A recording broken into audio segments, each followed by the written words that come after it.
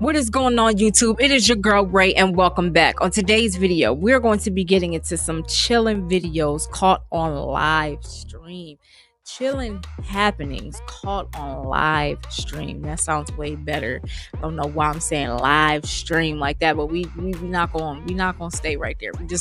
We gonna move past it. But big ups and shout out to Chilling Scares. They are the original content creators and uploaders of this video. And big ups and shout out to the RAEYZWORLD gang. I see y'all and I salute road to 1,000. We are getting there slowly but surely, but we're getting there. Let us have our pace. But if you do enjoy the video, be sure to like, comment, and subscribe. This video is for entertainment purposes only. Now, without further ado, I'm ready to be scared. Hope y'all ready to be scared, because listen, I don't know where this video is about to go or take us. So, like, you need somebody to watch this with you. Don't watch it at nights. Viewer discretion is advised, all of that.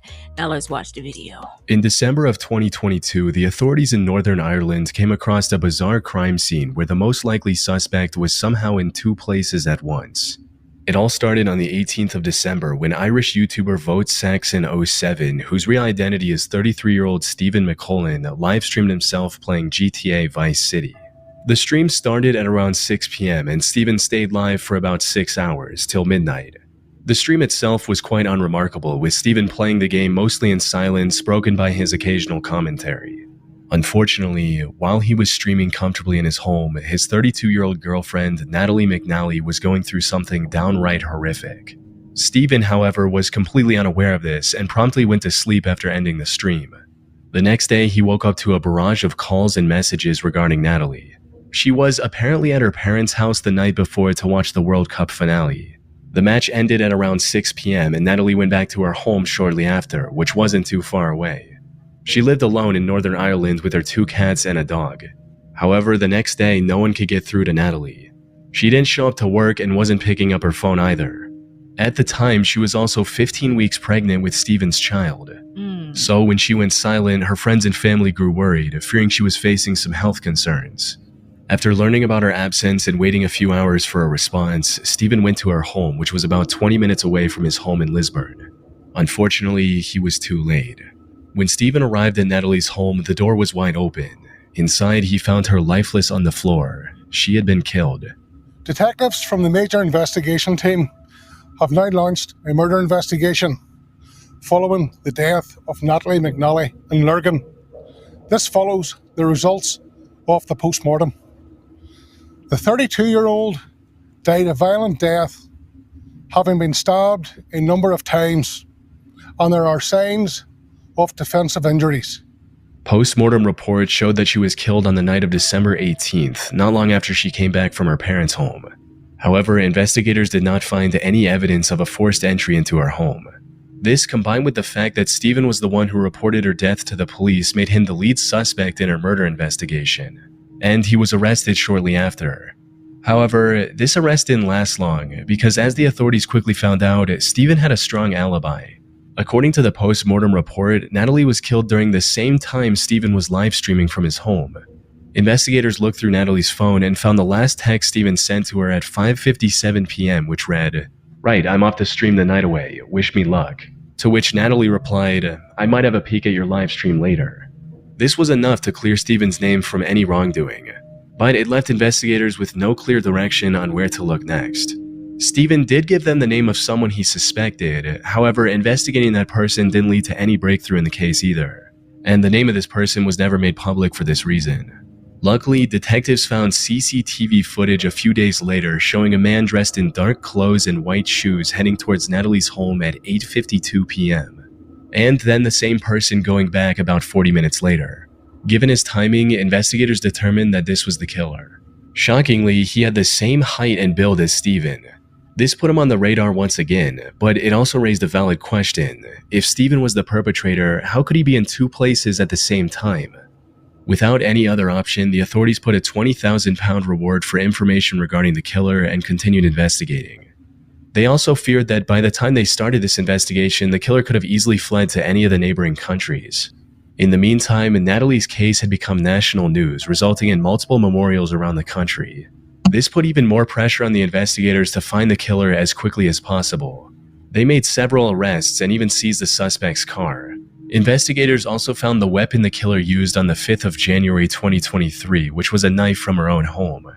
However, none of these developments brought them any closer to identifying the killer. That is until January 31st, when they arrested Stephen again, but this time with solid evidence. As it turns out, the only thing keeping him out of suspicion, the live stream, was completely fake. The whole thing was pre-recorded and broadcasted to simply look like a live stream. After his arrest, investigators went through his computer and found the original recording, which was made on the 14th of December, 4 days before the incident. They also found a taxi driver who described picking up someone matching Stephen's profile near the murder at 9:30 p.m. and then dropping this person near Stephen's house.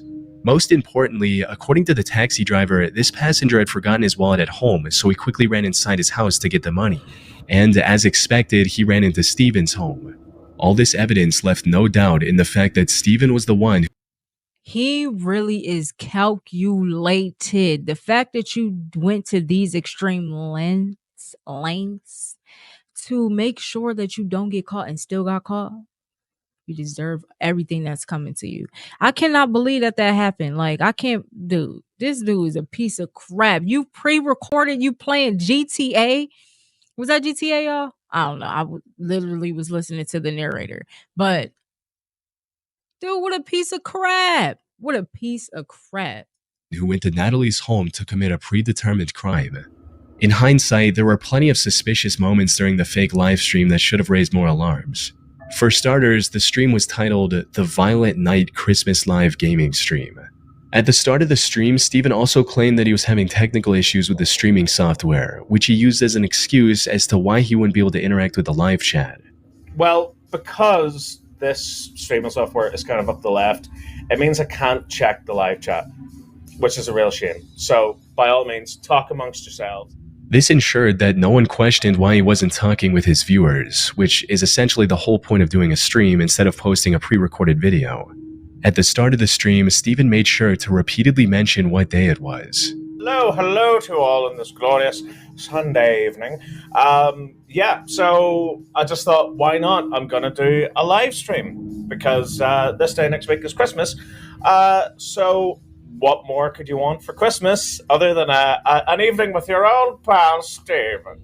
This was likely an effort to make his alibi stronger and to say, look, I was streaming the same night. I even mentioned the day at the beginning. On top of that, many moments in the stream also took on a far more disturbing meaning after the truth came out.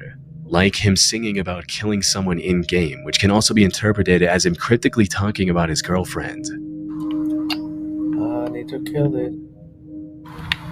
I need to take her down. 'Cause I won't pass the mission if I don't get this to die. Tra-la-la. At another point during the stream, he makes a pun that sounds like Natalie's name and finds it unusually amusing. Yeah, that's physics. That's what would happen in the real world. Absolutely. Absolutely. The most creepy moment, however, was about halfway through the stream. While he was on break, suddenly the live stream back soon graphic switched with a poster of a James Bond movie called No Time to Die.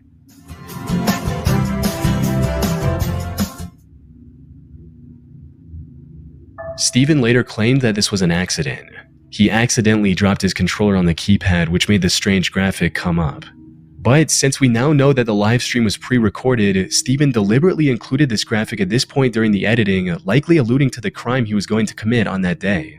This theory becomes even more credible once you consider the fact that this movie poster came up at about 9:15 p.m., which perfectly aligns with the time he was at Natalie's house committing the brutal crime. That said, his clever schemes were derailed and he was charged with murder. He was also refused bail. And at the time of writing, he's awaiting trial on May 6, 2025. Wow. Hopefully, Natalie and her family can get the justice they deserve. That is insane. Insane. On April 4th, 2020, Ernest Wilson went live on Facebook during a house party, without knowing that these were his final moments alive. Ernest was a 24-year-old warehouse worker living in Baltimore, Maryland.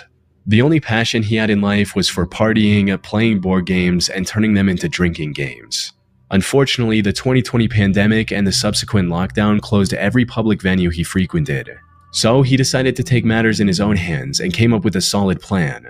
He would rent Airbnbs, host an invite-only party, which he referred to as a game night, with My bad, y'all. the fee to cover the expenses, and have a good My bad.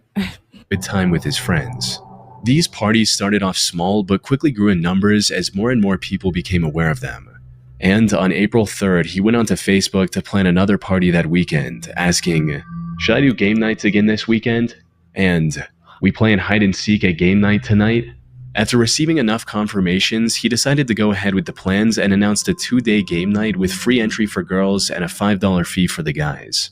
Not long after this announcement, he also made a post about bringing uninvited people, stating, "Please don't show up with nobody I didn't personally invite if we didn't discuss it first. They're going to get left outside." Maybe he had experienced problems with uninvited guests at past events. Or maybe he simply wanted to know the exact number of attendees ahead of time. But in hindsight, his concern makes a lot more sense. As the night approached, Ernest started the event, and it went just as well as he could have hoped, with everyone dancing and having a good time. That is until 2:30 a.m. when the group decided to play the hide-and-seek game they discussed earlier. Ernest took charge as the first seeker and began a countdown at the Airbnb's backyard. 1, 2, 3, 4, 5, 6. However, as soon as he began searching for his friends, he stumbled upon something completely unexpected. 1, 2, 3. Who the is that, G? I don't know. Your face. Get your on the other side of this gate. Who the? This can't be one of my friends. He saw someone trying to jump the fence and break into the property. Now, the correct response would have been to go back inside to safety and call the cops on this intruder. Yeah. However, Ernest was already a bit under the influence at the time and made the biggest mistake of his life. He decided to confront the man on his own, and that's when things took a turn. The intruder was armed, and after some back and forth, tragically shot Ernest before fleeing the scene, all of which could be heard on the live stream.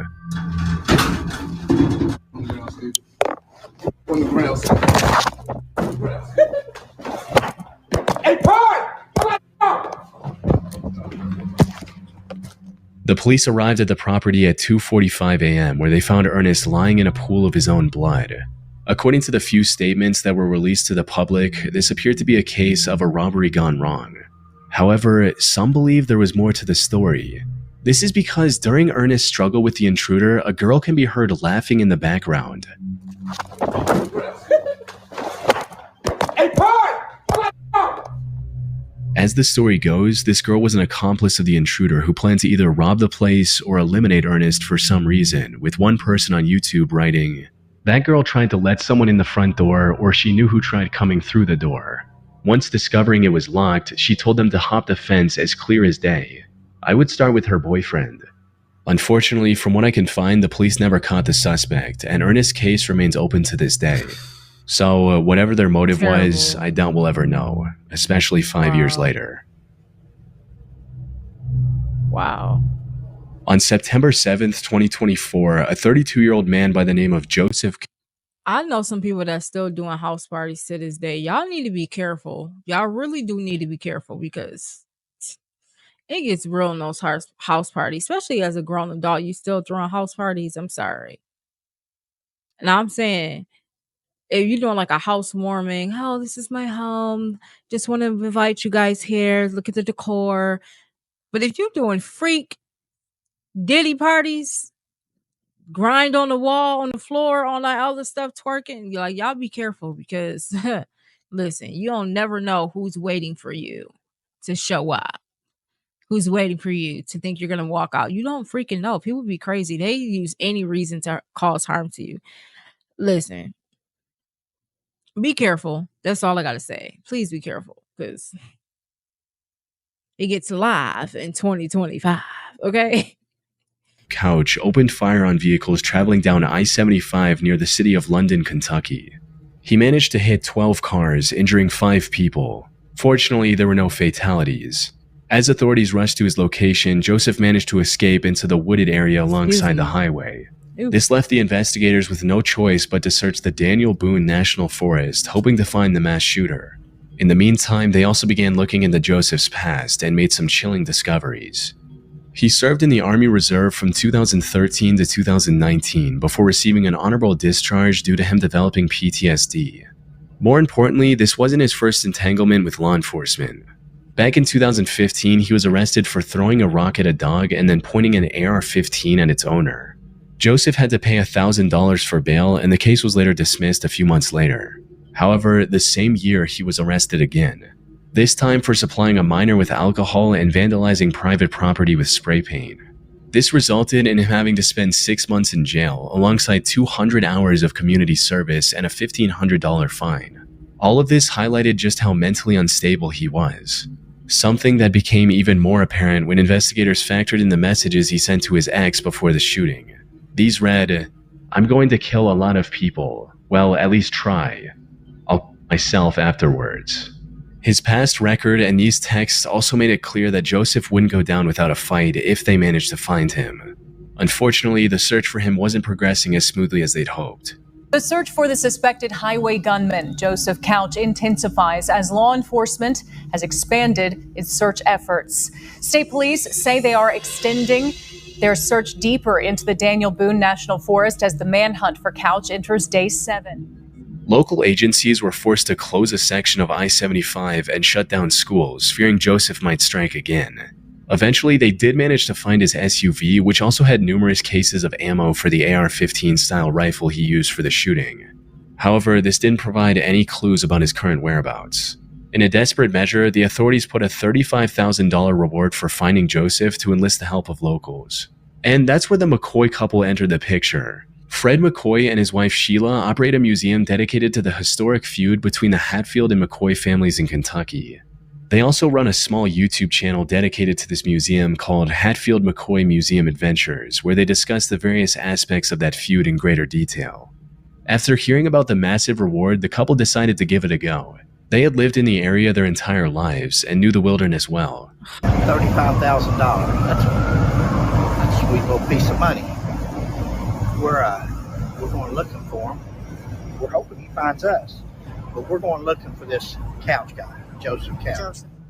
They also decided to live stream their adventure through the Kentucky forest on YouTube, likely to have an instant record of whatever they find. They truly believed they could find him, and luck was on their side, because during one of their live streamed expeditions, Fred noticed a whole bunch of vultures hovering over the same area, possibly indicating a rotting corpse nearby.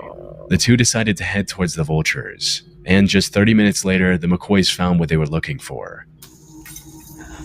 Oh! Adam! Here he is! You found him? Oh, my Lanta. I'm coming. Oh, my Lanta, you found him? He's deteriorated! Oh, my Lanta. They immediately my alerted the Lanta. authorities, who used DNA testing to confirm the body was indeed Joseph Couch.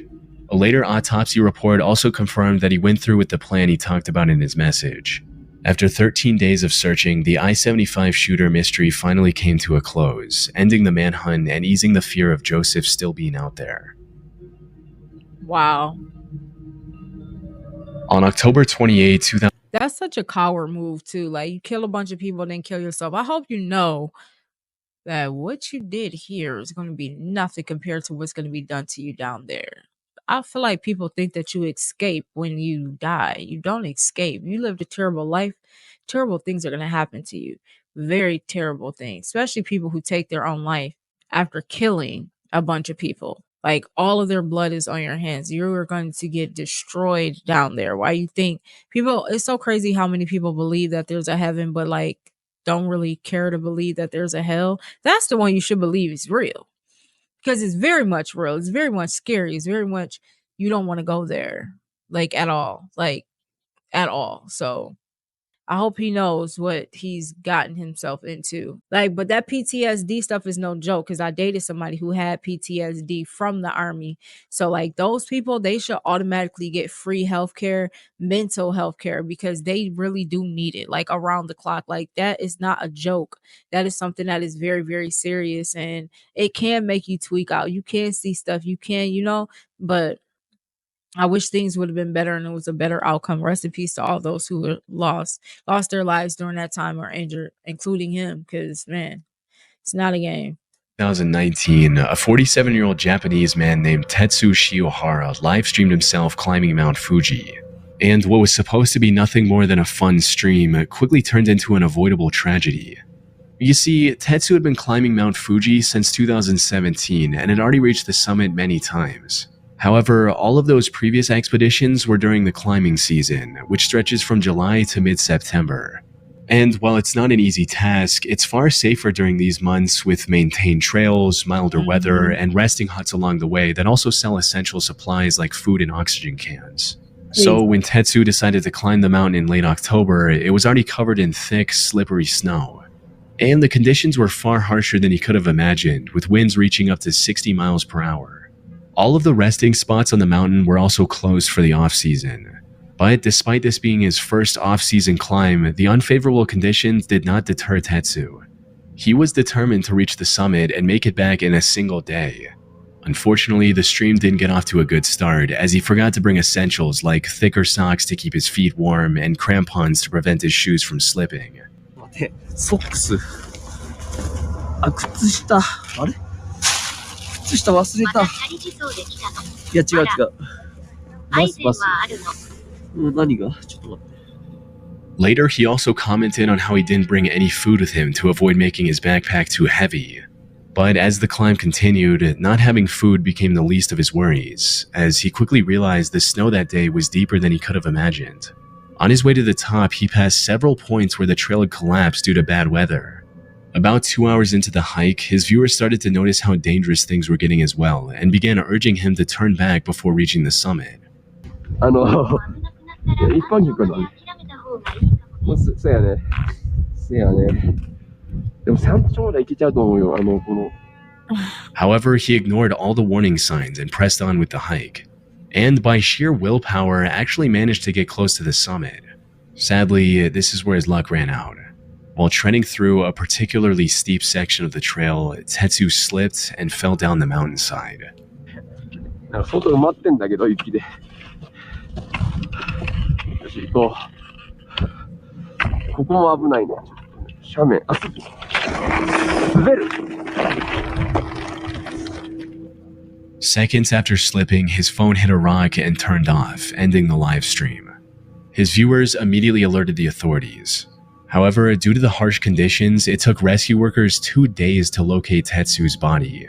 They found it severely dismembered, 2,300 feet below the point where he'd slipped.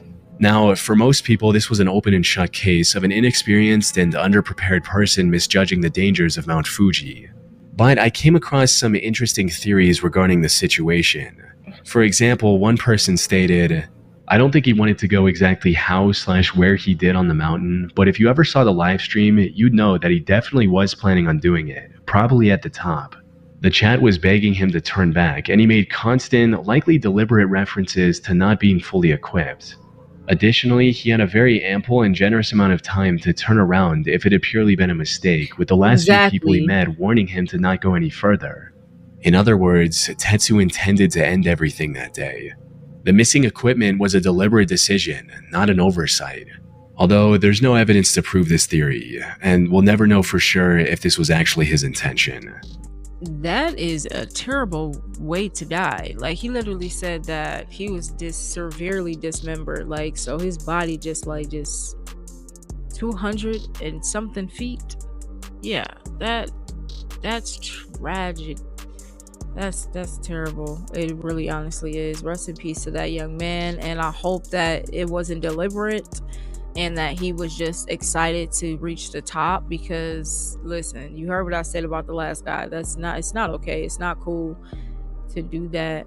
Like, seek help. People love on each other. Y'all gotta stop being so judgmental and closed in and just like love on each other. You never know what somebody else is going through.